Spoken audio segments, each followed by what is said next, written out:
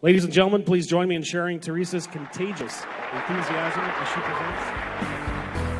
Little tidbits. What are the secrets you're doing to make the emotional connections?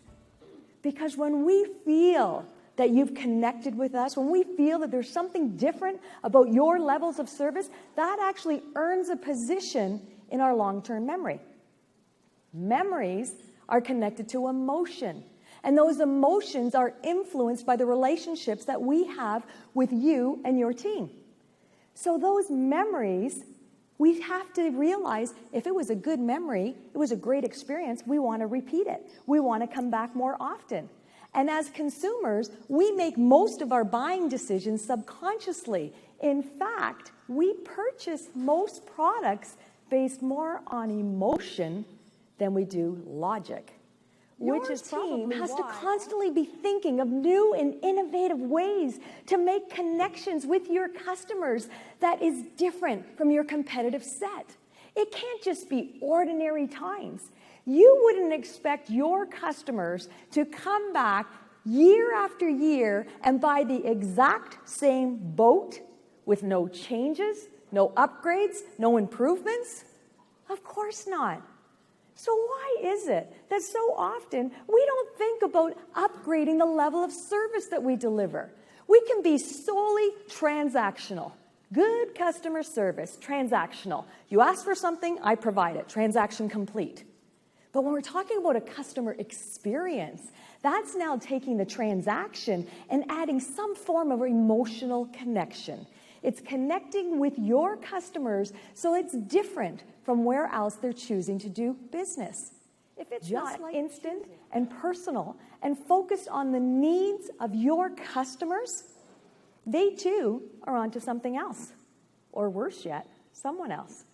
Maybe it's your competitive set. How are you losing customers? What would it take you to change the way you deliver your service, to raise the bar, to be a little bit more engaging? Because your customer expectations are higher than ever. And they won't think twice about abandoning ship and leaving you for a better overall experience. What are you doing that's different? Because nowadays, delivering good service is no longer good enough. You have to see things differently. You have to think differently. You don't just focus on the task at hand. Answering the phone, filling the gas, filling out a form. That's the task. Use that as an opportunity to create an experience. How do we complement the task with a little bit of engagement? How do we be different than our competitive set? What compels us to remember you and your brand years later? You see, and it's important to remember that it's not just about being different, but it's how you're different. And in order to be different, you need to focus on 3 key strategic areas of service excellence. And I'm going to go through these. Will tell you that those experiential moments, they come from the conversations, the connections, the relationships, all the individuals they meet along the way. And that gives them the opportunity to want to share your stories with others. That gives you brand integrity. So what's your story? What's your brand's personality?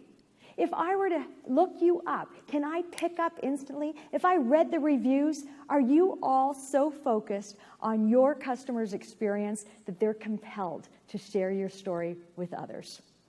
It's all about how you made them feel, but it's about taking your great product and enhancing the experience so years later, they all remember you. Thank you for the privilege to stand before you. Thank you, Theresa Syer. Any questions, guys, for Theresa?